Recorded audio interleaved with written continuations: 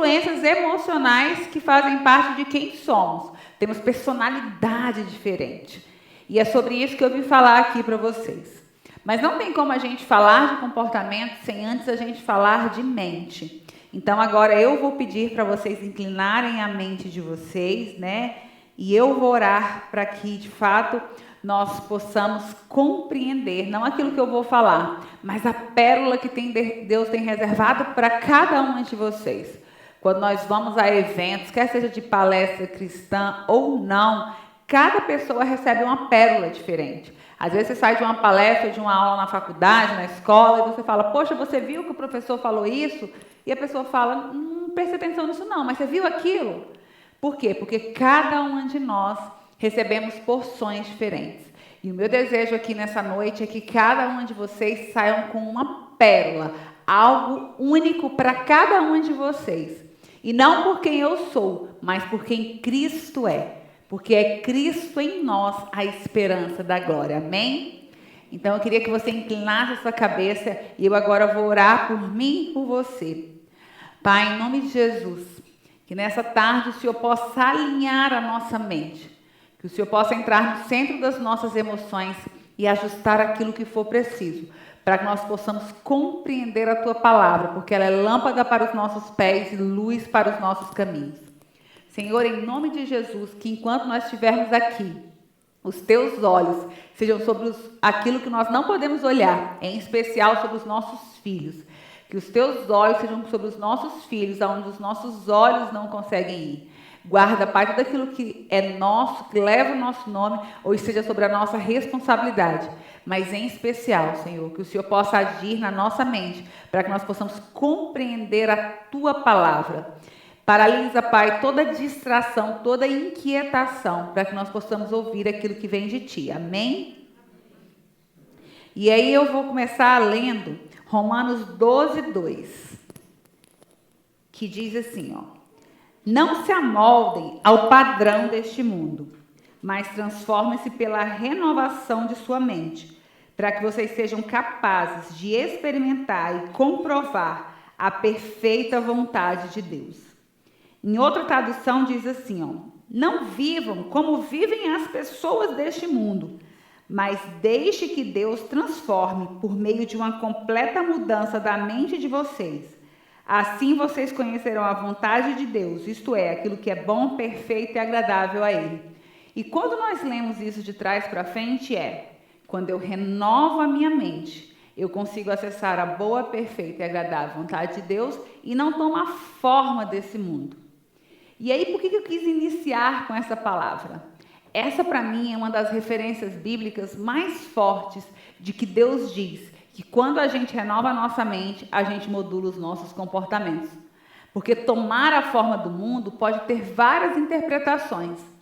Hoje, por exemplo, a gente está vivendo um período de muitas inquietações na economia, na sociedade, né? Nós temos questões civis sérias acontecendo. E tomar a forma desse mundo é a gente entrar debaixo dessa atmosfera de inquietação e perturbação mental. Então, o objetivo de renovar a mente é de trazer uma boa nova, algo que faça com que os nossos comportamentos sejam modulados, para que a gente de fato acesse a boa, perfeita e agradável vontade de Deus. E entendam, a boa, perfeita e agradável vontade de Deus não está ligada à sua vontade, mas está ligada à vontade dele. Faz sentido para vocês isso que eu estou falando? Tranquilo? Tranquilo, meninas? Porque a mulher fala, gente, por favor. Para mim faz sentido, tem que fazer para vocês. E aí, quando a gente vai para a etimologia da palavra transformação, a gente vai falar de metamorfose, né? Tem até um cantor que diz que ele prefere ser uma metamorfose ambulante.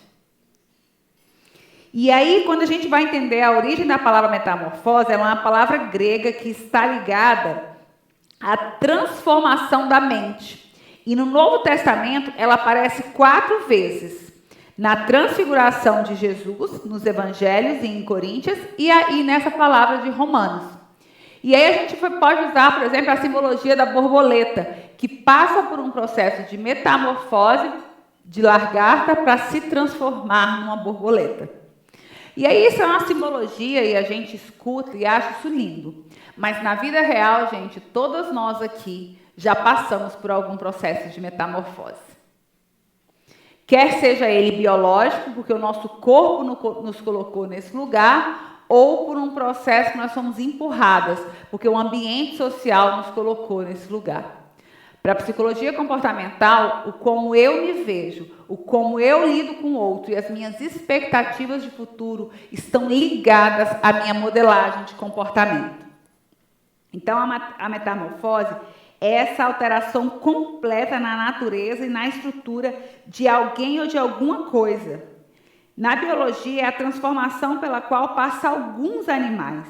E no sentido figurado, é a alteração de personalidade, modo de pensar, aparência e caráter. E ela tem a etimologia grega da palavra metamorfos. Então, nessa estrutura simbólica, nós mudamos a nossa forma, inclusive, de ver o mundo. E como que isso acontece? Com as nossas vivências. As nossas emoções, elas são formadas pelos nossos 5 sentidos. Aquilo que eu vejo, sinto, escuto, toco. E qual que é o outro sentido, gente? Ouço. Então, aquilo que eu escuto, vejo, sinto, toco e pego é o que, de fato, vai modelar as minhas memórias afetivas. Então, o que você tem de emoção vem das suas memórias. O lugar do nosso cérebro que fica as nossas memórias chama-se hipotálamo, que é o centro das nossas memórias. E tem um negócio chamado automação de pensamento, ou seja, todas as vezes que você vê algo semelhante a uma memória que você tem, o seu cérebro vai te lembrar daquilo. E eu não sei vocês, mas eu tenho algumas memórias de dor. E todas as vezes que eu vejo algo semelhante àquelas memórias, meu cérebro vai lá e faz isso. E, infelizmente, os seus pais erraram. Em algum momento da sua vida, os seus pais erraram. E para quem é mãe, sabe que errou também. Então, para quem não é, sinta-se confortável, você também vai errar. Só que por vontade ou sem vontade, isso vai influenciar no nosso comportamento. E isso vai trazer um depósito para a nossa mente. Hoje a gente tem aí, na estatística, um número maior de mulheres com índice de adoecimento psíquico do que homens. E a gente faz algumas conjecturas para esses dados. O primeiro deles é que mulher busca mais tratamento. Mas o segundo deles é que as alterações emocionais e sociais que as mulheres passam, numa porção muito significativa, podem levá-las ao adoecimento psíquico. A depressão hoje, ela é a doença que mais incapacita pessoas em idade laboral no mundo. Não é no Brasil, não é em Palmas ou em Brasília. É a doença que mais incapacita pessoas em idade laboral. Essa semana lá em Brasília, infelizmente, um policial federal morreu porque ele estava em surto e ele invadiu uma propriedade privada e a pessoa, com medo, deu um tiro nele. Ele era um jovem, inteligentíssimo, bonito, e os amigos dele falaram, ele estava em surto, a gente tentou conter ele, a gente até deu uma medicação, mas ele saiu correndo no carro e a gente perdeu ele de vista, ele entrou no matagal, e quando a gente teve a notícia, ele tinha ido a óbito. E isso é um tipo de notícia que mexe muito comigo. Por quê? Porque ele tinha um transtorno mental tratável e não tratou. E aí não tratou por N motivos, e eu não sei quais foram os motivos que ele não tratou. Mas fato é que aquele policial federal, um homem com uma carreira, um homem jovem, com família, com toda a estrutura, ele foi a óbito por conta de um transtorno psiquiátrico não tratado. O suicídio, por exemplo, é a terceira causa de morte entre jovens de 19 a 35 anos. E 92% dos suicídios é de um transtorno mental tratável. Ou seja, se a pessoa tivesse tratado, ela não tinha ido a óbito. A depressão pós-parto, ela comete várias mulheres e elas não se tratam. Então, a gente tem várias estatísticas que validam eu entender que a mente é essa estrutura de maior atenção para o humano. E eu não falo isso porque eu sou psicóloga. Eu te desafio a lembrar que os seus maiores conflitos não foram de saúde física e nem financeiros, mas foram de algum evento emocional que você viveu com algum par que te levou a sofrer. Estou enganada? Nem vou perguntar quem já passou por algum nível de sofrimento, né? Não pode, né? Todo mundo vai levantar, vai ficar cansado. Então, o que é a mente, gente? A mente é essa parte incorpórea, ela é a inteligência, ou a parte sensível do ser humano, ele é o espírito, o pensamento, o entendimento. É aquela história de, essa ideia veio da onde? Da mente, né? Ela é o desenvolvimento intelectual, a faculdade intelectiva, é a mentalidade do ser humano, é a forma de entender, de fazer algo. A mente está relacionada com o conceito de descrever as funções do cérebro humano no que diz respeito à potência intelectual, funções cognitivas e comportamentais humanas. É uma palavra originada do latim que significa pensar, conhecer e entender. Então, a gente vai tratar a mente como esse depósito de nós compreendermos e nos comportarmos. E ninguém se comporta de graça. Você não escolheu essa roupa à toa. Essa roupa te gera algum tipo de emoção e por isso você escolheu ela. Então, as nossas emoções, elas vão condicionar o fluxo da nossa existência. Você só está aqui porque em algum momento você teve uma emoção favorável para você estar aqui, senão você não estaria. Então, se as nossas emoções são tão importantes, por que eu cuido de tantas coisas e não cuido das minhas emoções? Por que eu tenho tempo de tantas atividades, mas eu não tenho tempo de cuidar das minhas emoções? Por que eu pago tanta coisa e eu acho que pagar terapia é caro? Por que eu paro para cuidar de tantas pessoas, mas eu acho que cuidar das minhas emoções é besteira? A gente tem aí, né, a reação aguda ao estresse como uma reação que acontece por conta de depósito de situações estressantes. E muitas vezes a pessoa não reconhece e ela vai vivendo a vida no automático. Eu trabalho com urgência e emergência. Em Brasília, eu sou da única equipe de urgência e emergência que existe no Brasil de intervenção psiquiátrica. Então, eu sou do SAMU em Brasília, mas em ocorrências psiquiátricas. E eu vivi muito forte as questões da pandemia. Eu trabalhei a pandemia assim de uma maneira muito intensa. E agora, em janeiro, eu peguei Covid. E quando eu peguei Covid, não foi legal. E eu fui numa médica agora e ela falou, Andréia, você pode ignorar o que você viveu, mas são todas depositadas na sua memória. Então, tudo aquilo que a gente vive vai de depósito para a nossa memória e não vai ficar lá de graça. Vai gerar situações em nós. Então, nós precisamos, de fato, entender, e o meu objetivo nessa tarde é que você saia daqui com uma única informação. A sua mente é o seu bem mais precioso. A Organização Mundial de Saúde, em 2018, disse que a saúde mental é pilar da qualidade de vida. Ou seja, ela sustenta a nossa vida. Então, a gente vai ver grandes homens na economia, na religião, nos montes de autoridade que caem por descontrole emocional.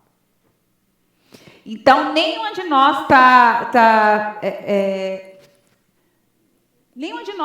imune a ter alguma alteração emocional que vai impactar diretamente nas nossas vivências. E aí, o que acontece? Por que existe um número maior de mulheres do que homens, gente? Vocês sabem? Primeira coisa que eu fiquei no Titanic foi só as mulheres e as crianças. Verdade, gente. Mas não é só por isso. As pesquisas dizem que os homens têm 8 anos de vida a menos do que mulheres. Então, tu vai viver para dar muito problema, se você não cuidar das suas emoções. E aí, gente, nós precisamos pensar que o que nos faz cuidar das nossas emoções é o que a gente deposita para dentro. Porque se as minhas emoções são originadas das minhas memórias, o que é que eu tenho colocado para dentro de mim? O que é que eu tenho falado? Qual tipo de cheiro que eu tenho sentido? O que eu tenho pegado? O que eu tenho tocado? Nós temos memória, gente. Memória olfativa. Você sente o cheiro de uma coisa, você vai lembrar de algumas coisas. E isso também pode gerar memória de dor. Então, o que nós precisamos entender é que quanto mais coisas eu deposito na minha mente, mais possibilidade eu tenho de um negócio chamado flexibilidade psicológica. Então, a nossa flexibilidade psicológica, ela vai vir das minhas vivências e dos depósitos que eu faço na minha mente. Até agora, gente, faz sentido para vocês? De verdade, se vocês estão compreendendo o que eu estou falando? Ok? Então, respondam, por favor. Ok, meninas? Porque de repente eu estou falando, vocês não estão entendendo. Eu já topei aí com 2 colegas psicólogas, se manifestem. Olha aí, ó, minhas colegas psicólogas. Tranquilo, meninas? Tranquilo, psicólogas? Tá ok? Então tá bom. A flexibilidade cognitiva, gente, é a capacidade do nosso cérebro de adaptar sua conduta e opiniões e acontecimentos novos a variáveis inesperadas. A gente vai falar isso, a gente vai chamar isso de mente elástica e mente estática. Então, o que é uma mente elástica? Nós estávamos no quarto, precisávamos passar a roupa. Vapor passa a roupa. Aí você vai lá, pendurou sua roupa perto do chuveiro e o vapor passa, viu, gente? O nome disso, gente, é flexibilidade psicológica, porque a gente tinha uma necessidade e precisava se adaptar a ela. E o que é a mente fixa? É aquela mente que fala, e agora? Minha roupa está amarrotada. Nossa, eu vou com roupa amarrotada. Liga lá embaixo, vê se tem um ferro. O que eu vou fazer agora? É muito difícil, não tem um ferro. E aí nós precisamos ter uma mente que nos proporcione flexibilidade psicológica. E da onde que isso vem? Do que eu coloco para dentro. Eu não vou perguntar para não constranger, mas quantos livros você leu no ano passado sobre assuntos que são importantes para a sua vida? A gente estuda para tudo, menos para casar e ter filho e cuidar das nossas emoções. Agora, moda, receita de bolo, post do influencer, isso é muito tempo que você dedica. E para a leitura? As pessoas às vezes falam assim, André, como é que você consegue falar de tantas coisas? Porque eu leio. Ah, André, eu tenho muita dificuldade de ler. Como é que você consegue ler? Gente, tem uma magia para ler, vou contar para vocês. Você pega o livro, você abre e lê. Entendeu? Essa é a magia. E isso pode acontecer quando eu estou fazendo minha unha, quando eu estou numa fila. Por quê? Porque eu não preciso do lugar específico. Eu não preciso estar num lugar específico. Eu não preciso de um ritual para poder ler, porque se eu precisar disso, eu não vou ler. Eu não tenho tempo, minha vida é corrida. Então, se eu mostrar para vocês minha agenda da semana que vem, vocês vão falar, como é que você consegue? Uma colega minha acabou de me perguntar. Eu falei, eu tenho várias motivações, inclusive os boletos que eu tenho para pagar. Isso dá uma motivada para a gente trabalhar, que é uma beleza. Né? Dá ou não dá, gente? Não dá motivada para trabalhar? A bolsa que você quer comprar, a brusinha. Mas não tem magia não, gente. Lê assim, você pega o livro e lê. E quanto mais você se dedicar a leituras, hoje em dia o acesso que vocês têm a vídeos, a informações, mais você vai ampliar a sua flexibilidade psicológica. Então, dica do dia, leiam. Nós trouxemos 2 livros, inclusive um dos livros, ele nem chegou em Brasília ainda, porque ele chegou na quinta-noite e o bispo não está no Brasil, que é O Seu Ano Novo é Você. Nesse livro, o bispo JB, ele vai falar da necessidade que você tem de abolir o dia 31 de dezembro. Por quê? Porque seu ano novo é você. É o dia que você escolhe para fazer uma escolha sobre, de fato, começar práticas novas. Gente, o livro está incrível. Nem ele viu ainda. Eu mandei um vídeo para ele do livro, falando, tá aqui, ó, porque eu sou competitiva. E aí o livro eu trouxe para vocês. Porque eu acredito em leituras. Né? E o seu ano novo é você vai te dar a responsabilidade de fazer de fato um ano novo. Então, o seu ano novo pode ser hoje, se você quiser que seja. Mas lá, ele traz conceitos de flexibilidade psicológica e de responsabilidade, porque nós somos todas adultas. E a historinha do minha mãe foi mal, meu pai foi mal, a vida é difícil, ok. E o que você vai fazer daqui para frente? Eu gosto de usar a metáfora de um carro. Então, a gente tem ali o retrovisor, que é desse tamanho, que nos ajuda a olhar para trás. Mas você só chega no seu destino se você olhar para o para-brisa. Mas o para-brisa é desse tamanho. Então, seu ano novo é você, te desafia a escrever um novo ano novo. Independente de ser 31 de dezembro. Amém?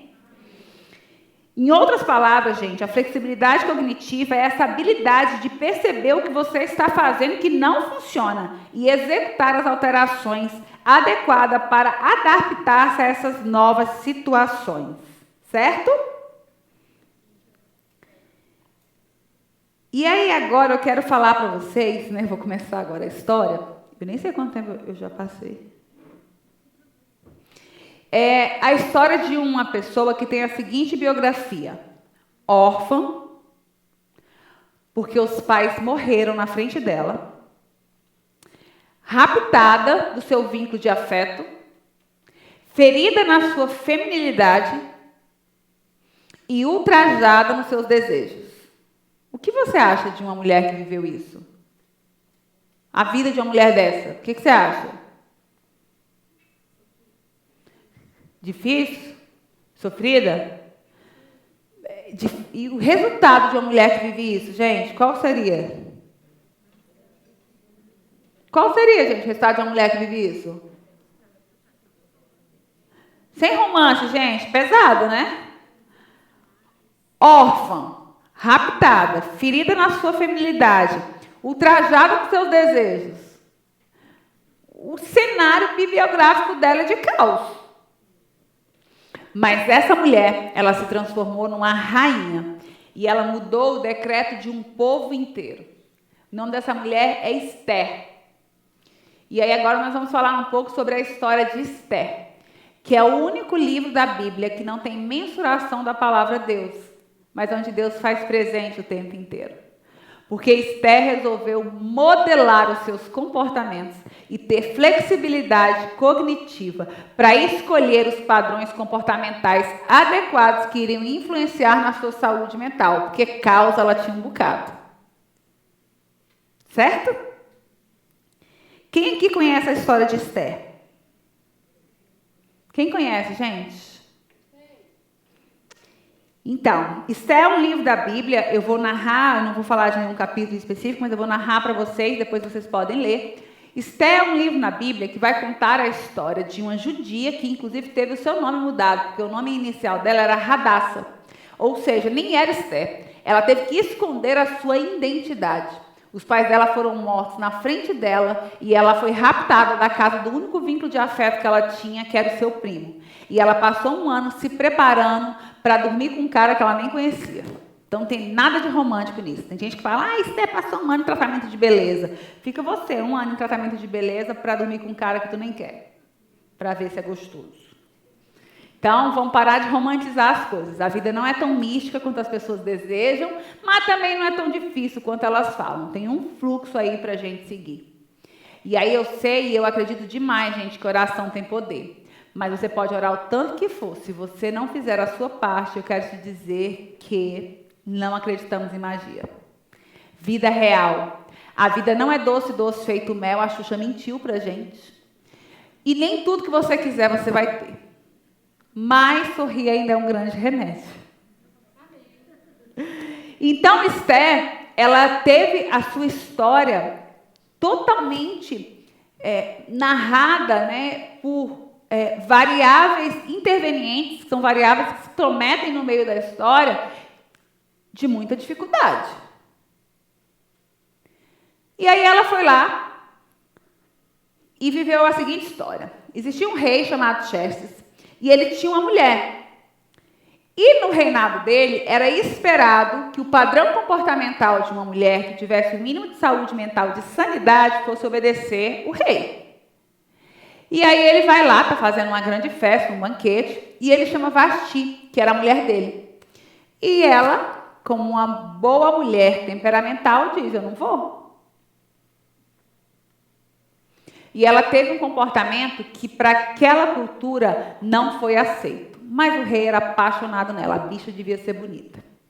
E devia trabalhar também, né, direitinho para ele. E aí, o conselheiro dele falou assim, rei, é o seguinte, Vasti foi feia. Ela teve um padrão comportamental que vai influenciar diretamente nos outros homens. Porque todas as mulheres vão achar que podem fazer o que quiser, porque tu não vai fazer nada com ela. E aí o rei, com vergonha, foi lá e falou, então manda banir Vasti, tira ela do reinado, por conta de um comportamento dela que não foi assertivo. Só que passou a festa, o cara começou a ficar com saudade, porque homem não fica sem mulher, não. Me desculpem aí se parece uma conversa machista, mas a gente vai encontrar mulheres viúvas. Homem viúvo é mais arrochado, pelo menos lá em Brasília, não sei aqui. Os moços não vão ficar viúvos, gente. Eles casam com a amiga da mulher que morreu. E não é porque ele é safado, não. É porque ele amava tanta mulher que ele não consegue ficar sem ela, que ele quer arrumar outra. E tá tudo bem. E aí Vasti vazou, Assuero ficou lá, sofrendo de solidão, e esse mesmo cara foi dar um outro conselho para ele. Falou, então vamos procurar aí umas mulheres bonitas, vamos fazer um concurso de beleza, porque tu merece, tu é o rei. Raptaram todas as mulheres das cidadelas próximas, e uma dessas mulheres foi Esther.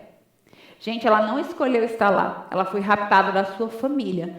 Imagina agora que um rei entra e faz um rapto de todas as mulheres bonitas, aí vão levar todas vocês, e vocês não têm nem direito de se despedir da família de vocês, mas vocês vão para um lugar ficar um ano em tratamento de beleza. Fala sério, quem ia querer ir? Você ia ficar isolada, banida da sua família, mais um ano em tratamento de beleza, para a possibilidade de dormir com esse rei. Quem ia querer, gente? Esther não escolheu estar lá, mas ela foi. Só que Esther, aonde ela chegava, ela encontrava favor. A graça acompanhava Esther. E aí ela encontrou o favor do cara que organizava lá as mulheres do rei, e chegou o dia, depois do tratamento de beleza, dela se apresentar diante desse rei. E a Bíblia diz que o rei amou a Esther mais do que todas as mulheres. Lhe deu uma coroa e um nome. Então, para as que são solteiras, esperem um homem que te ame mais do que todas as mulheres, te dê uma coroa e um sobrenome. É o mínimo, né? E aí, nisso, Esther virou rainha, mas ela continuou escondendo a sua identidade. Imagina o equilíbrio emocional dela não poder falar de onde ela era, dela não poder ter relacionamento com o tio que a criou. E ela lá no palácio cheio de riqueza, mas ela teve a sua história ainda encoberta. E, gente, é muito ruim viver na mentira. É muito ruim você viver, de fato, opressa, né, naquilo que é verdade. Mas Esther viveu assim. E aí, no meio dessa história, tinha um cara chamado Ramã, que ele era o braço direito do rei. E ele tinha o anel real. E ele podia escrever decretos. E esse primo de Esther, ele adorava a Deus apenas. E esse Ramã queria ser adorado. E aí narra a história que Ramã ficou tão indignado com os judeus que ele escreveu um decreto e marcou uma data para matar todos os judeus. O primo de Esther ficou tão desesperado que ele se vestiu de pano de saco. E aí chegou até Esther a história de que ele se vestiu de pano de saco. Imaginem, gente, ele se vestiu de pano de saco porque a situação era totalmente desfavorável. Tinha uma data marcada para ele e o seu povo morrer. E aí, com isso, Esther vai até ele e fala, e aí, o que está acontecendo? E ele fala, vai falar com o rei. E Esther falou, queridinho, deixa eu te contar um segredo. O rei não me chama há muito tempo e ninguém pode chegar à presença dele sem que ele chame, porque senão vai morrer.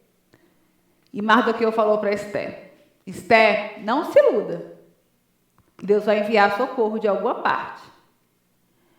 Mas você e sua família padecerão, porque a falta de posicionamento de uma mulher pode acabar com um legado geracional. A falta de posicionamento de uma família pode acabar com um legado geracional. Mas talvez, Esther, por um motivo como esse é que você está aí. Esther inicialmente não teve um comportamento de acolher a demanda. Mas através desse afiamento, e tem um provérbio que diz que um amigo afia o outro como um ferro. Esther se posicionou e disse assim, então vamos nos reunir em unidade, vamos jejuar. E se eu tiver que padecer, se eu não morrer pelo rei, vou morrer pelo inimigo. Então vamos lá. E aí eu fico imaginando a saúde mental de Esther e a preparação dela durante esses 3 dias de jejum para se apresentar diante do rei e correr o risco de morrer. Estão conseguindo me acompanhar, meninas? Mas a bicha era gata. E o rei, eu acho que ele tinha uma queda por mulher bonita. Porque quando ela chegou perto, ele imediatamente inclinou o cedro a favor dela e falou, segue o que você quer, Me pede até metade do meu reino que eu te dou. Ela falou, não, gatinho, vamos ali jantar. Mas leva Ramã. E aí ela foi jantar. Imagina, gente, a mulher com um decreto de morte, o tio dela pendurado, tudo acabado, ela lá plena, jantando, tomando vinho com o moço. E aí ele lá, todo apaixonado, fala, diz aí, Esther, o que você quer? Ela fala, não quero nada não, volta amanhã, vamos jantar de novo. Esther era uma mulher estratégica, ela tinha flexibilidade psicológica e ela modelou os comportamentos dela para ser assertiva diante daquele cenário caótico. Porque a família dela e ela estava com um dia certo de morte. E eu tenho certeza que acionou, lembra lá da automação de pensamentos? A memória dela, da possibilidade de ver o único primo que ela amava morrer na frente dela, como ela viu os pais. Porque Esther não perdeu a memória. Eu imagino os conflitos emocionais dela de, mais uma vez, ver o povo dela tendo que padecer. E ela marcando jantar. Sem pedir. Aí no segundo jantar, ela deu uns vinhos lá para o rei. E ele falou, o que você quer, Esther? Ela, meu bem, sabe o que é? Querem me matar. Aí ele, o quê? Como assim alguém quer te matar, Esther? Quem é? Ela falou, ele. E apontou para Ramã. Gente, ela tinha muito equilíbrio emocional. E aí Ramã, no seu desespero, se joga nos pés de Esther. O rei acha que ele quer violentar ela. Enfim, o samba armado. Ramã vai lá e morre na forca que ele mesmo preparou. Ai, que lindo! Não. Porque decretos não podem ser revogados. E ainda existia um decreto para acabar com todo o povo de Esther. E o rei não mudou o seu comportamento pelos afetos dele. Ele disse, Esther, eu sinto muito, mas eu não posso revogar o decreto. Mas sabe o que eu vou fazer? Eu vou tirar o anel de Ramã e vou passar a Mardoqueu. E vocês têm a liberdade de escrever um novo decreto. Não teve magia, gente. Mas teve a possibilidade de uma escolha mais assertiva em meio a um cenário de guerra. De escrever uma nova história. E Mardoqueu não escreveu uma oração. O decreto é, se preparem, tal dia tem guerra. Vamos treinar as nossas habilidades de guerra. E aí foi autorizado com que os judeus pudessem se preparar para a batalha. É claro que a gente entende que nesse momento a mão do Senhor os favoreceu, porque mesmo com uma preparação menor, eles venceram aquela guerra, mas não foi sem preparação. E nem sem a mudança de decreto por quem desejava que o decreto fosse mudado. O rei não mudou o decreto. E aí a Bíblia narra que naquele dia Deus mudou a sorte. E a palavra Purim significa Deus mudou a minha sorte. E até hoje em Israel é comemorada a festa de Purim. Porque um posicionamento seu pode mudar um decreto contra toda uma geração. Amém? Nossa, Andréia, mas isso é só na Bíblia. Não, não é. Até os dias de hoje nós temos histórias de perto e de longe, de pessoas que se posicionam e mudam uma geração. Para o bem e para o mal. A gente tem músicas que, de repente, mudam a sorte de uma família. A gente tem pessoas que começam aqui no investimento pequeno, daqui a pouco a pessoa muda a sorte dela. A gente tem pessoas que se posicionam num cenário caótico e mudam a história dos seus filhos.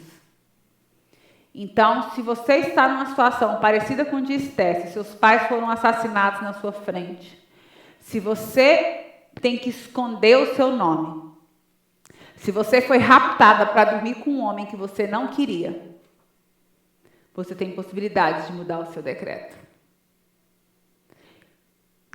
Talvez nenhum de vocês vivam algo tão apertado quanto Esther morreu. Ou talvez algumas de vocês, não são todas, vivam situações muito piores. Mas o que eu quero dizer para vocês nessa tarde é que se vocês tiverem equilíbrio emocional para fazer as escolhas assertivas, vocês vão conseguir se posicionar para escrever um novo decreto. Porque eu não sei o que foi escrito na sua vida até agora, mas o que eu sei é que vocês podem escrever uma nova história. Mas não é mágico. Não é levantando a mão apenas e dizendo que Deus é bom. porque essa é uma verdade que, de fato, vai nos direcionar. Mas é entendendo e nos comportando de maneira assertiva, porque Esté tinha um cenário caótico, uma bibliografia totalmente prejudicial. Os sentimentos que ela tinha eram de dor, angústia, choro, solidão. Mas o posicionamento dela foi para o resultado que ela desejava, que era salvar o povo. Então, mesmo que você tenha uma bibliografia pesada, que seus pais tenham uma história difícil, mesmo que hoje os seus sentimentos sejam de dor, angústia, solidão e tristeza, escolha os comportamentos certos para que você chegue ao resultado desejado. Eu não me considero a pessoa mais inteligente que eu conheço, mas eu me considero uma pessoa extremamente intencional nas minhas escolhas. Eu nunca fiz um cursinho para passar no concurso, mas eu sempre estudei muito para ser psicólogo. O primeiro concurso que eu fiz, eu passei. E eu não entro num trabalho sem mirar o cargo que eu quero alcançar. Eu não passo um mês sem falar quantos pacientes eu quero e quanto eu quero ganhar. Agora, é óbvio que eu trabalho muito para que isso aconteça, mas eu tenho claro aonde eu quero chegar. E aí isso mudou a minha sorte. E aí alguns colegas acham que eu tenho sorte. Mas quem caminha comigo sabe que muitas vezes eu nem almoço porque eu estou atendendo paciente. Que algumas vezes eu tomo energético para ficar acordado, porque eu saí de um plantão e tenho um monte de coisa para fazer. E ainda assim, eu me divirto, eu recebo pessoas na minha casa, eu cuido da minha estética, porque mulher tem que cuidar de beleza, porque beleza não é relativo.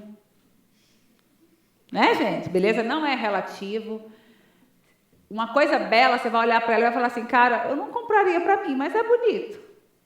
Então, mulher tem que se cuidar, não tem essa. Ah, por conta de homem, não, querida, por conta de você. Os seus hormônios vão te trazer prejuízo, então se cuide. Certo? Então, gente, vamos lá. Olha só o cenário. O sentimento era dor, angústia, medo e choro.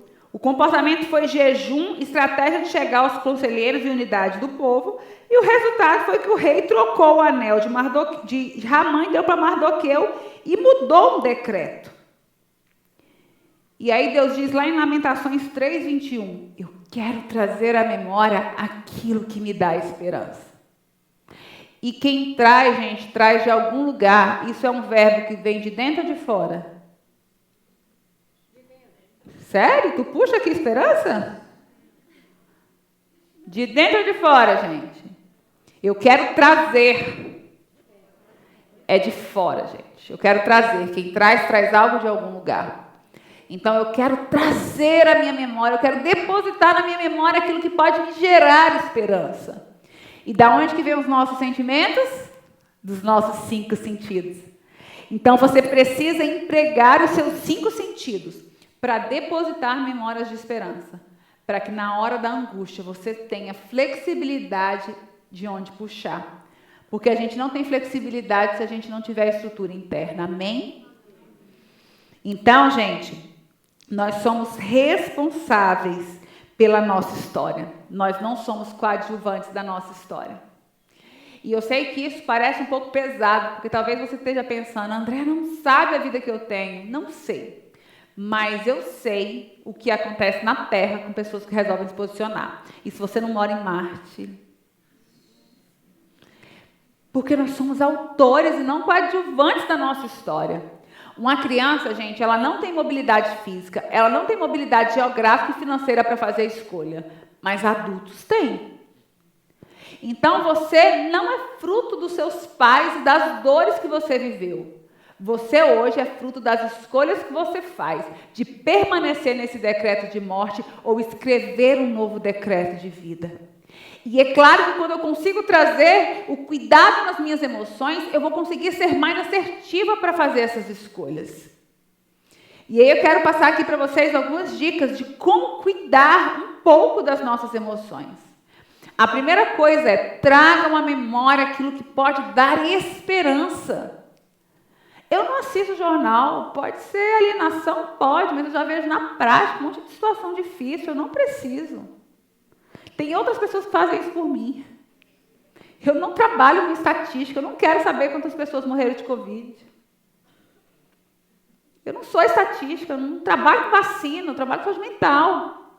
Então, nós precisamos trazer à memória coisas que podem nos gerar esperança, para que do nosso interior, aí é de dentro, possa fluir rios de água viva. Agora, se eu trago à minha memória desesperança, o que é que vai fluir do meu interior, gente? Rios de água morta, rios de água suja. E aí, gente, eu gosto muito de simbologia, e no mês de fevereiro agora, para Israel, foi o mês que é comemorado a festa de Purim. Lá em Israel, nós estamos entrando no mês da primavera.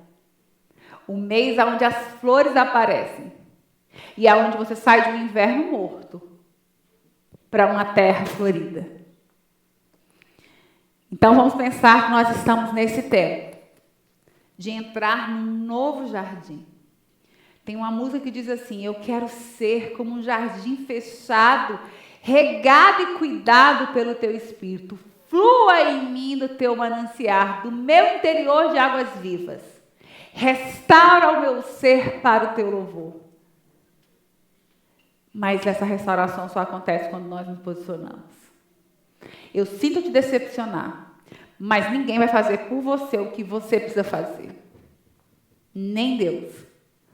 Porque Ele não nos tem como marionete.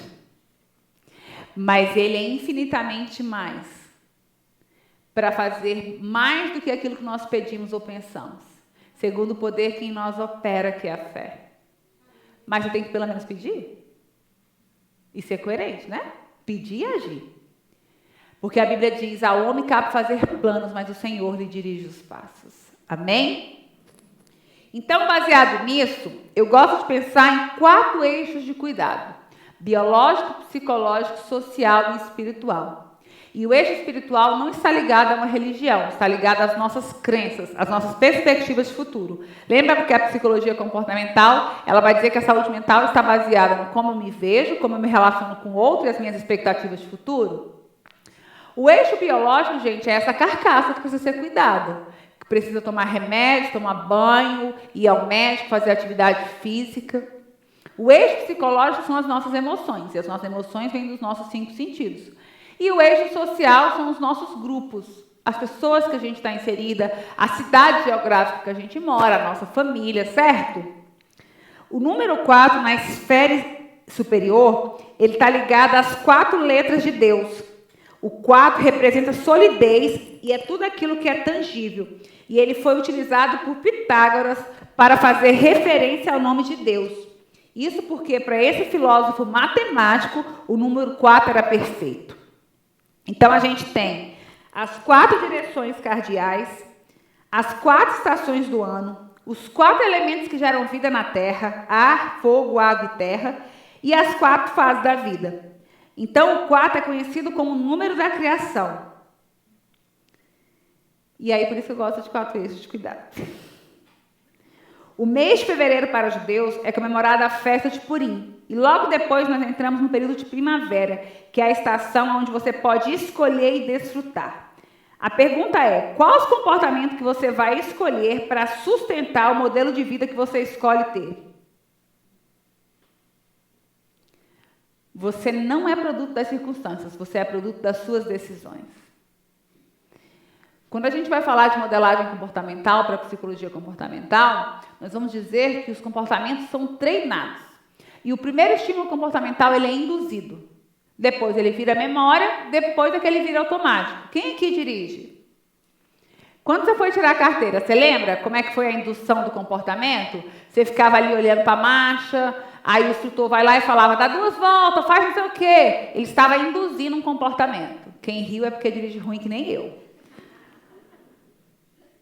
Depois dessa indução, esse comportamento virou uma memória. Você começou a entender ali como é que funcionavam as marchas. Depois vira automático. Tu se maqueia dirigindo, não é certo não, né? Come, mas faz. E aí você até esquece como é que passa a marcha. Depois que tu dirige um carro automático, aí acabou. Então, o primeiro estímulo de qualquer comportamento, ele vai ser induzido. Depois ele vai ser repetido até virar memória. Depois é que ele entra no automático.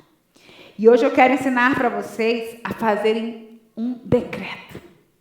Eu quero te desafiar nessa noite a fazer um novo decreto sobre a sua história. Entendendo que primeiro você vai induzir, depois você vai repetir, para depois isso entrar no automático. As palavras, elas geram uma onda sonora, são depositadas na sua memória, interferem no seu sistema límbico, que é as suas emoções, e aí depois é que você se comporta. Por isso que eu sempre pergunto, vocês estão me compreendendo? Por quê? Porque as palavras que eu falo precisam criar uma conexão de memória com aquilo que você compreende, de português inclusive, para que você consiga fazer com que isso flua de você. E a ideia do reino é sempre multiplicar. Então, vocês não vão ter palestras e encontro com elas, chá com elas todo sábado, não. Mas você pode ser uma árvore frondosa que dá frutos em tempo e fora de tempo. Porque a Bíblia diz que nós temos um Pai que tem chuva seródia e chuva temporã. Amém? Andréia, mas eu nem sei se Deus é meu Pai. Então, arruma outro pai, né? Tem gente que acha que veio de outros animais. Eu, particularmente, prefiro acreditar que eu tenho um Pai que é muito melhor do que eu, que tem planos muito mais altos que o meu. E como um bom pai, ele inclusive perdoa quando eu não faço coisas tão certas. Mas eu tenho um livre acesso à sala dele. Então eu posso entrar suja, descalça, escovada ou não escovada, que ele sempre vai dizer que eu estou bonita. Essa é a vantagem de nós entendermos a paternidade de Deus. Mas muitas vezes, sabe o que acontece? Nós entendemos o Jeová Jireh, o Deus que dá. Jeová Rafá, o Deus que cura. O Tsequitu Yavé, o Deus da justiça. Mas nós não compreendemos a paternidade de Deus. Eu caminhei com Deus muito tempo, mas não faz tanto tempo que eu entendi a paternidade dele. Porque é um outro nível de relacionamento. Porque para pai a gente não tem freio. A gente pede tudo. E a gente entende que a gente é amado. Eu, de fato, não sei o que você vive, mas eu sei que você dá conta. A não ser que alguém aqui esteja em surto, esteja desorientada, e aí a Manu é médica, ela atende. Todas vocês têm a possibilidade de fazer novas escolhas. Porque vocês são mulheres lustas, orientadas em tempo e espaço. E cada uma de vocês tem um tempo e um espaço diferente. Nós temos aqui uma colega que está grávida, gestante. Ela está em um outro espaço. Nós temos aqui jovens que ainda estão cheios de colágenos, elas estão em um outro estágio. Nós temos aqui anciãs que estão em outro estágio. Mas todas vocês têm a possibilidade de escrever um novo decreto. Porque quando nós olhamos no para-brisa, nós entendemos a imensidão do futuro. Mas quando nós olhamos no retrovisor, a gente consegue ser mais assertivo e entender qual faixa nós vamos pegar. Eu não sei o que você viveu. E eu sinto informar que, a não ser que você tenha um acidente de carro e perca massa encefálica, ou você tenha Parkinson e Alzheimer, você não vai perder memória. Mas você pode substituir essas memórias, trazendo memórias de esperança. No livro Ouse Governar, que é o livro da Bispa Disse, que eu também trouxe para vocês, ela vai dizer o quanto nós, mulheres, precisamos ousar governar a nossa vida. E ela traz vários estudos que dão habilidades para você ampliar a sua flexibilidade psicológica de governo, que foi o que Mardoqueu fez. E aí, eu ontem brinquei com o bispo e a bispa e falei, ouse governar, pois o seu ano novo é você. E o meu desafio para você essa tarde é, ouse governar, pois o seu ano novo é você. Você tem a possibilidade de escrever um novo decreto. Você tem a possibilidade de tomar esse anel da mão de quem quer que seja, para escrever um novo decreto. Porque quando Jesus morreu na cruz, foi para que eu e você tivéssemos livre acesso à sala do Pai. Porque nós temos uma médica aqui, e até onde eu sei não tem ninguém doente. Nós temos advogadas, empresárias, e isso não precisa de ter um cliente aqui para que você seja advogada. Então, a manifestação de Deus como Jeová Jireh, Jeová Rafa, Seketu Yavé, o Deus da justiça, ele não precisa da minha intervenção. Mas quando perguntaram assim, Jesus, como eu devo orar? Ele disse assim, façam assim, Pai Nosso. Só existe um pai quando tem um filho. Então, a manifestação da paternidade de Deus vai acontecer quando você se posicionar como filha. Porque existe médica sem doente, mas não existe pai sem filho. Amém, meninas? Nós já estamos caminhando para o fim. Eu não sei nem quanto tempo eu já falei. Mas eu quero agora, gente, dizer para vocês que nós precisamos cuidar dos nossos pensamentos e adotar pensamentos de Deus para hoje. Porque eu estou convencida que uma das maiores guerras que virão a acontecer é no campo de batalha da mente. Porque para todo processo de mover-se, há uma dimensão de mudança necessária. Mas as mentes elas precisam ser alteradas para que os velhos padrões possam abrir caminho para os novos. Porque no final nós precisamos pensar diferentes. E eu quero te convidar a abrir esse caminho para o novo. A de fato escrever um novo decreto ao seu respeito. Porque você tem um pai. E um pai, ele sabe dar boas coisas aos seus filhos. Talvez o seu pai falhou. Talvez o seu pai, como o meu, teve várias falhas. Talvez você nem saiba quem é o seu pai biológico. Talvez você teve um pai violento, um pai abusivo. Talvez você, inclusive, foi violentada por esse pai. Mas eu quero te dizer nessa noite, Deus é um bom pai.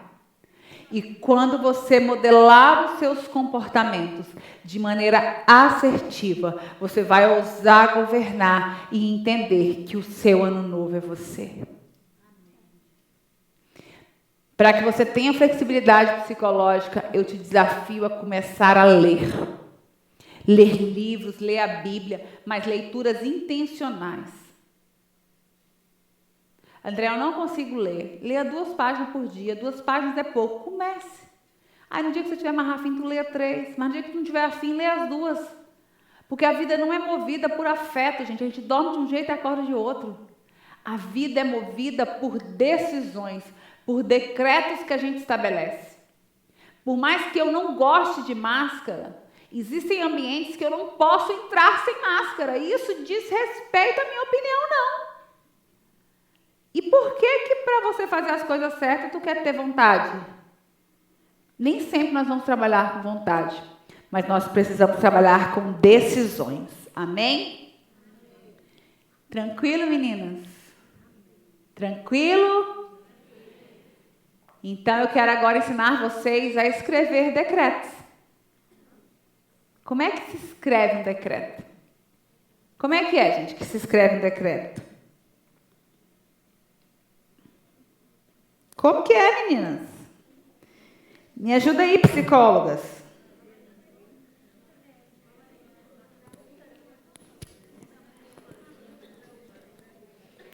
Lá em João, Deus diz assim, ó. Porque quem crê em mim, como diz as suas escrituras, do seu interior fluirão rios de água viva. E nós vamos, nessa noite, fluir rios de água viva para escrever um novo decreto ao nosso respeito. Eu quero te convidar a pegar seu bloco de notas, seu celular, papel, caneta, guardanapo, papel de pão, sei lá.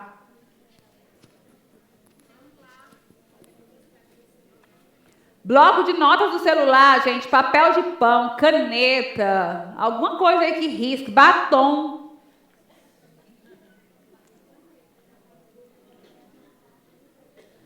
Mas eu quero que todo mundo vai escrever agora.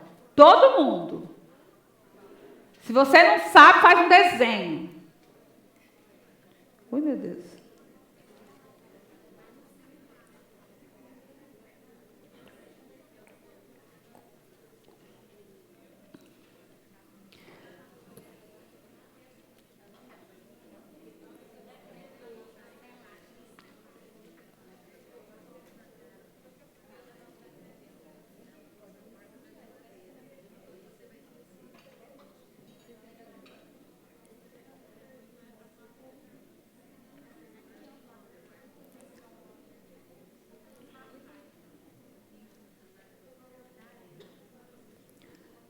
certo aí? Então, todo mundo está com um negócio para escrever? Ok, meninas? Eu espero. Mas lembra que Deus tem eternidade. Eu tenho um pouquinho de pressa. Deus tem eternidade, gente. Quem tem que ter pressa é a gente. Deus sempre tem um plano para quem foge do plano. A diferença é que tu vai vir quebradinha. Mas tá tudo certo. Quem aqui é casada? Ô, delícia. Tem que chegar em casa e trabalhar para o esposo. Que é para ele ficar feliz que você... Isso não pode gravar, não. Que é para ficar feliz que você veio para um chá de mulheres. Aí ele vai ficar motivado. E aí ele vai perguntar, e aí, amor, que dia que é o chá entre elas e tal? Credo, André, eu sou um objeto do meu marido? Não. Por isso mesmo é que tem que ser bom para você também. Lá na minha igreja tem uma sexóloga cristã, vocês podem seguir ela, chama Ariane Marques. E ela vai falar um pouco sobre sexo à luz da Bíblia. Porque eu quero dizer para vocês que quem criou o prazer não foi o diabo, porque o seu corpo inteirinho foi criado por Deus, inclusive seus órgãos de prazer. Estou falando isso porque está tarde, né? Daqui a pouco os maridos começam a achar ruim. Então, vocês fazem direito o negócio para o homem ficar feliz. Aí, amanhã, a pessoa vai almoçar fora, libera cartão. A pessoa fica mais agradável? Está me olhando? Não fica mais agradável? Fica, gente. Não fica mais agradável? Fica, a pessoa fica mais legal. Homem de saco cheio é um porre. Tem que, né, esvaziar. Mas vamos lá, meninas. Vamos aproveitar que vocês vão estar cheias de motivação por conta do horário, que vão chegar em casa um pouco mais tarde, que é para o moço não achar ruim. Mas eu agora quero te desafiar. Lembra dos 4? 4 não gera vida? Entendemos que o 4 está ligado à vida. 4 estações do ano, 4 direções da rosa dos ventos, 4 letras que formam o nome de Deus, 4 elementos que geram vida na Terra. Eu quero te desafiar a pensar em 4 palavras de coisas que você quer mudar na sua vida. 4 palavras. Não sei, a sua autoestima, finanças, filho, marido, peso, corpo, mente, emoções. Tanta coisa, gente. Tem uma lista enorme. Boca, silicone, peito, não sei. Mas eu quero que você pense em 4 eixos. Vamos lá. Biológico, psicológico, social e espiritual. Acharam que ia ficar só no físico, né? Não pode. Embora ele é importante. Então, vamos lá. Biológico, psicológico, social e espiritual. Certo? Então, sendo bem prática, quais as ações que eu preciso ter? Ou o que eu quero mudar no meu eixo biológico, no meu eixo psicológico, no meu eixo social? Quero que você coloque aí. E eu vou te ensinar como é que a gente faz isso.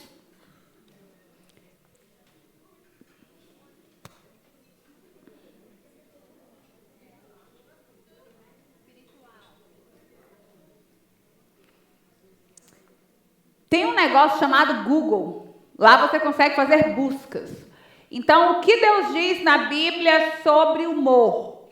Aí você vai lá e coloca, vai abrir vários versículos.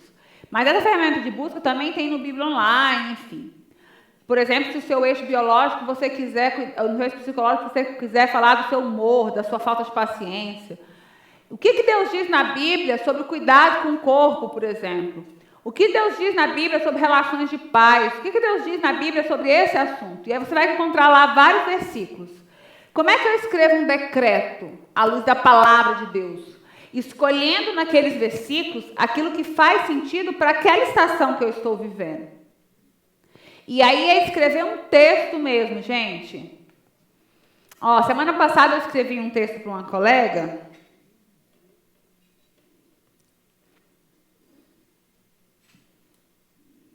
Vou ler aqui um pedaço para vocês.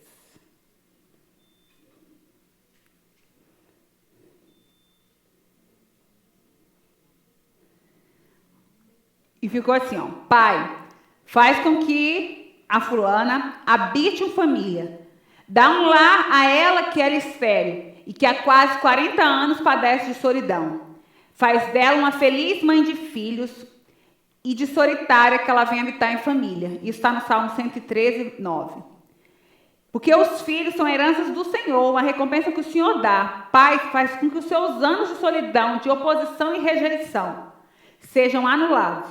que como flechas na mão do guerreiro, os filhos nascidos na sua juventude, que ela seja feliz, porque feliz é o homem que enche as suas aljavas dele.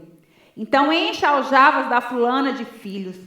Dai a ela, Pai, uma situação para que, de humilhada, ela possa enfrentar os seus inimigos do tribunal. Salmo 127 fala que quando nossos filhos são como flechas na mão do arqueiro, e que feliz o homem que enche as suas aljavas dele, porque terá como ser enfrentado no tribunal.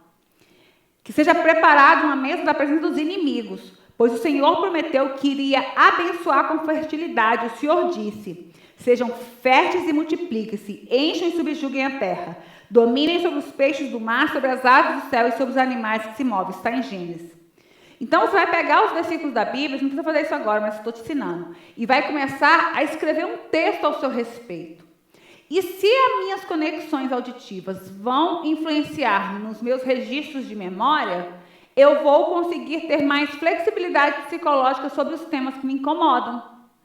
Conseguiram me acompanhar? Sim, meninas? Senão eu repito de uma outra forma. Todo mundo aí ok? Ok? Então, a gente vai pegar textos. Eu estou falando da Bíblia, mas você pode pegar uns outros textos, ou inclusive escrever uma carta ao seu respeito. Mas o desafio é você tentar ampliar e abranger na sua vida esses 4 eixos de cuidado: biológico, psicológico, social e espiritual, e escrever coisas ao seu respeito. E repetir isso de maneira indutiva, para que isso vire uma memória e possa fluir de maneira automática. Porque se eu escuto, isso cria uma onda sonora, isso deposita no meu hipotálamo, que é as minhas memórias, e ativa o meu sistema límbico, que é as minhas emoções, isso vai influenciar nos meus comportamentos. Entenderam o fluxo? Então, é como se você fosse escrever literalmente uma carta, mas em forma de decreto, de afirmação sobre o que você quer para essa estação da sua vida. Se nós nos ligarmos no relógio de Israel, nós estamos na primavera. E a primavera é esse tempo onde a terra seca volta a florescer. Lá em Brasília isso é tão forte que na primavera a gente olha para alguns lugares que você jurava que nem tinha mais flor. De repente surge um jardim. Então, o meu desafio para você nessa noite é que você possa modular os seus comportamentos para que eles influenciem na sua saúde mental. Existem coisas que a gente faz que não é terapia, mas é terapêutico.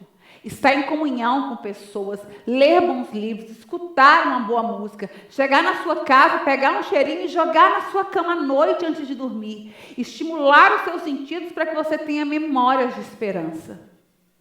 E isso não está ligado a dinheiro. Está ligado à decisão que você toma de ter comportamentos assertivos que vão influenciar na sua saúde mental. Porque aí sim, do seu interior vai fluir rios de água viva, porque você trouxe a sua memória e esperança. Amém? Nós já estamos terminando e eu agora vou orar para vocês, né? Um decreto no Salmo 23, que é um salmo super conhecido. Amém? O meu objetivo aqui nessa noite foi te dizer o quão responsável você é pela sua vida. Eu não sei o que você viveu até aqui, mas eu tenho convicção de que o seu posicionamento vai te fazer ir em outros lugares.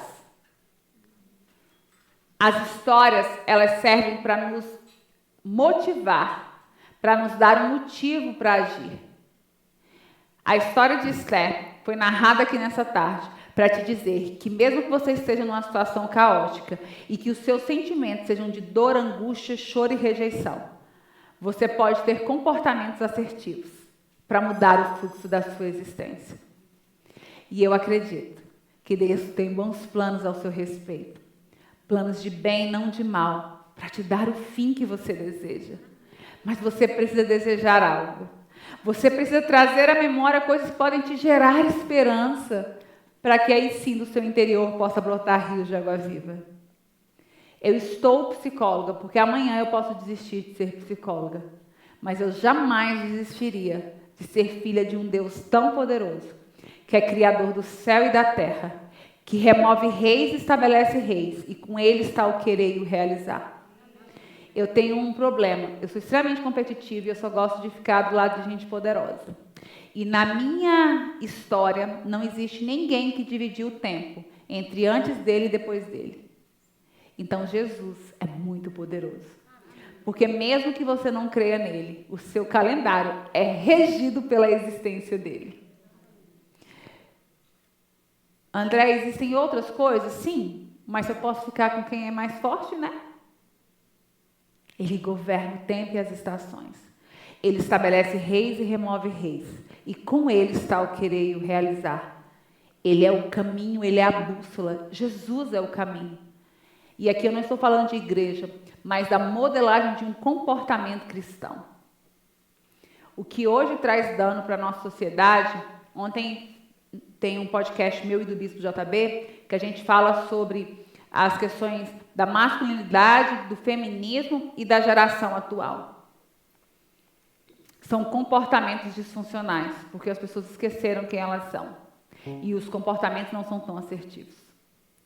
Então, o cristianismo é um modelo de comportamento, não é um modelo de religião, porque, infelizmente, tem um monte de pessoas que falam nomes de várias religiões, mas que não têm um caráter moldado. E Jesus veio para nos ensinar um novo estilo de vida, um novo estilo de caráter. E o Novo Testamento, para mim, ele é o maior manual que tem de comportamento. Lá Jesus diz, se alguém pisar no seu pé, dá o outro. Se alguém te chamar para fazer isso, faz aquilo. Aí ele fala, a beleza da mulher não está nas suas joias, no seu frisar de cabelo, mas nos seus comportamentos. Porque a mulher santa santifica o seu marido sem palavras. Como é que você santifica o seu marido sem palavras? Então, a maior ligação que existe entre homem e mulher, gente, chama-se sexo. Você santifica o seu marido sem palavras fazendo com ele.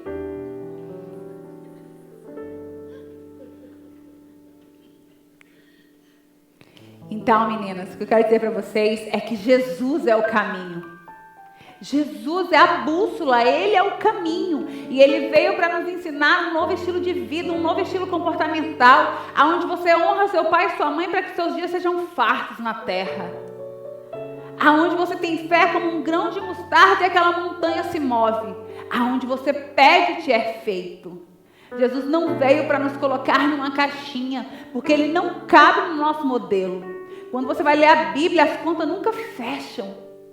Um cego, Jesus curou falando vai. O outro, ele fez uma gosma, que para mim aquilo dali simboliza um remédio, tacou no olho do cara para depois ele ser curado. E com isso eu quero te dizer que Jesus não cabe na sua caixa. Jesus não cabe na sua religião. Jesus não cabe na sua mente tão pequena. Mas você pode ampliar a sua mente. Você pode, de fato, ter flexibilidade psicológica para acessar esse Jesus, que é o caminho, a verdade e a vida. E ele pode te levar facilmente à sala do seu pai. Você tem um bom pai. E aqui em cima do Salmo 23 eu vou declarar um decreto sobre a minha vida, para te incentivar a fazer isso na sua vida. Escolha uma palavra. Escolha pegar a caneta que escreve a sua história. Você não é fruto da sua história, você não é fruto do que fizeram com você. Você é fruto das suas escolhas. E eu sinto te informar que por mais caótica que a sua vida esteja, você está viva. Porque eu não falo com o morto. E se você está viva, você tem possibilidades de fazer diferente. Amém? Então agora vamos lá. Pai, eu quero declarar o que diz a tua palavra, um decreto sobre a minha vida, Andréia. O Senhor é o meu bom pastor e nada faltará a mim, Andréia. O Senhor fará com que eu, Andréia, ande em pastos verdejantes. E ainda que por um breve momento eu, Andréia, ande no vale da sombra da morte, a tua mão me segurará e o teu cajado me guiará. Porque o Senhor irá ungir a minha cabeça com óleo. E o meu cálice vai transbordar. E quem estiver perto de mim vai conseguir beber. Porque o Senhor prepara uma mesa para mim, Andréia, na presença dos meus inimigos. E se a mesa está preparada, os meus inimigos viram amigos. E nós conseguimos cear juntos. Porque a graça e a bondade seguirão a mim, Andréia, todos os dias da minha vida. A fim de que eu habite na tua casa por longos e eternos dias. Porque o Senhor, Pai, é o meu bom pastor e nada me faltará, não me faltará saúde, Não me faltará disposição para cuidar do meu filho, dos meus negócios. Não me faltará sabedoria para adicionar à minha carreira. Não me faltará. E debaixo das tuas asas é o lugar que eu escolho habitar. Porque eu, André, tão encarecidamente te amei, que o Senhor possa me livrar e me colocar num lugar alto, porque eu conheço o teu nome. Porque a tua palavra diz que o Senhor é pai de órfãos e esposos de viúvas. Alarga as fronteiras da minha habitação para que eu, André, possa crescer para a direita e para a esquerda. Faz com que eu me assente em pedras aprazíveis e que nenhuma língua forjada contra mim, Andréia, venha prevalecer. Porque toda língua que se levantar contra mim em juízo, o Senhor irá derrubar. Porque esta é a herança dos filhos do Senhor. E nessa noite eu me posiciono como filha e tomo posse da sua herança. Eu falei aqui para vocês coisas que está escrito no Salmo 23, no Salmo 91 e em Isaías 54. Só que eu trouxe o meu nome porque a palavra que o meu cérebro mais gosta de ouvir é o meu nome. Nessas lojas aí de excelência, o que faz com que as pessoas se sintam especiais, não é, colega? É quando você as chama pelo nome. É quando tem um nome reservado na mesa. E eu quero te dizer que você tem um nome. E você é filha daquele que está acima de todos os nomes. Ah, Andréia, mas você falou tão rápido, é porque você dá conta de fazer. Querida, eu não nasci fazendo isso. Mas eu aprendi que eu tenho acesso a 2 testamentos. Ao novo e ao velho. Porque como filha, eu tenho acesso ao testamento do meu pai, mesmo que eu não tenha feito nada. Porque filho não faz nada para merecer herança. Simplesmente por ele ser filho, ele tem direito. E se é assim na terra como no céu, civilmente é assim no mundo espiritual também. Eu não preciso performar para que Deus me ame. Eu não preciso fazer nada para acessar o que já tem lá nos 2 testamentos. Mas com ousadia, eu posso entrar no trono da graça, a fim de encontrar graça e misericórdia e socorro em tempo oportuno.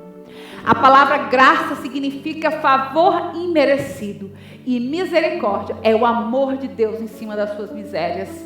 Que nessa noite você possa beber uma dose de graça e uma dose de misericórdia. Porque não tem situação que você mereça, mas também não tem equívoco que Deus não possa pagar. Porque Ele tem uma dose de graça e uma dose de misericórdia. Mas é os meus comportamentos que vão influenciar o fluxo da minha existência. Porque de nada adianta vocês passarem a noite aqui, vocês me escutarem, se amanhã, se de imediato vocês não mudarem. Tem uma pesquisa que fala que em 72 horas, se você não colocar em ação o que você recebe, você não vai conseguir absorver aquele conteúdo. Eu quero te dizer que eu não sou a pessoa mais inteligente que talvez você conheça. Mas eu sou uma pessoa extremamente decidida. E quando eu entendi que eu tinha 2 testamentos e que eu não precisava fazer nada para me apossar daqueles testamentos, eu comecei a entender que na minha Bíblia tem a mensuração de 474 palavras chamada bênção. Eu comecei a entender que na minha Bíblia tinha perdão até se eu matasse alguém. Não que eu já tenha matado, mas já tive vontade. Vocês também, que eu sei. Eu comecei a entender que Ele me colocaria, Isaías 54, em pedras aprazíveis, que os meus murais seriam de rubi, que é uma pedra caríssima, e que toda língua que fosse forjada contra mim não iria prevalecer. Eu comecei a entender que debaixo das asas dele é o único lugar que eu poderia estar segura. Que nenhum diploma, nenhuma casa, nenhum título, nenhum bem, nenhuma riqueza me traria tanta segurança do que estar sentada com o Rei dos Reis. Então, nessa noite, eu quero te desafiar a escrever um novo decreto. Simbolicamente, você está recebendo um anel. Você está recebendo o anel que sela decretos. Você está recebendo a habilidade cognitiva, a estrutura para escrever um decreto ao seu respeito. A sua vida é dotada de 4 paredes que te protegem numa casa física, mas que também podem se levantar para te proteger nas suas emoções. Você é chamada para governar. Ouse governar, porque o seu ano novo é você. Ouse governar, porque o seu ano novo é você. Ouse governar, porque o seu ano novo é você. Que você possa receber nessa noite todas as ferramentas que você precisa. Que você busque essas ferramentas de maneira diligente e efetiva, para que você ouse governar, porque a primavera chegou. E com a primavera vem os seus frutos. Com a primavera vem as suas flores. Senhor, nós queremos ajustar o nosso calendário com o calendário de Israel e dizer: bem-vinda a primavera, bem-vindo o mês de março com as suas flores, com os seus frutos, porque a primavera chegou. Porque a primavera chegou e aquele lugar que estava seco, aquele lugar que estava sem forma, que você achava que nunca mais iria florescer, foi derramada nessa noite uma chuva seródia, que é uma chuva no tempo, e uma chuva temporã, que é uma chuva fora do tempo, para que o seu jardim possa florescer, para que você possa ser esse jardim regado e fechado, que você tenha a habilidade de perseverar, mesmo quando tudo disser que não, mesmo quando houver decretos de que o seu povo vai acabar, de que sua família vai acabar, de que você vai ter que assinar um divórcio, de que você vai ter que assinar uma sentença desfavorável em relação a um filho. Mesmo que haja um decreto de morte sobre as suas finanças, sobre os seus negócios, mesmo que haja um decreto de falência, mesmo que haja um decreto já feito de divórcio, de destruição dos seus filhos, da sua casa. Assim como Deus foi com Esther, aonde ele não revogou esse decreto que existia, mas ele deu a Esther e a Mardoqueu a possibilidade de escrever um novo decreto. Nessa noite você é convidada para escrever e colocar em ação um novo decreto. E quando você terminar de escrever, leia ele em voz audível todos os dias, até que aquilo de fato aconteça. Não abra mão daquilo que Deus tem para você, porque em tempo oportuno, o de repente vai chegar. Eu sei que existem mulheres aqui que há muito tempo esperam por algo. E a Bíblia diz que a esperança demorada, ela enfraquece o coração. Eu sei que tem mulheres aqui que têm decretos desfavoráveis. Mas nessa noite eu quero dizer que quando a esperança é atendida, ela é a árvore de vida. Eu quero declarar que o Senhor é um Deus que muda a sorte. Que o Senhor é um Deus que escreve novos decretos. Que repouse sobre vocês nessa noite o Espírito do Senhor, o Espírito do temor do Senhor, o Espírito do conselho e da fortaleza, da sabedoria, do conhecimento e da inteligência, para que você possa escrever uma nova história escrita pelos dedos de Deus. Muito obrigada.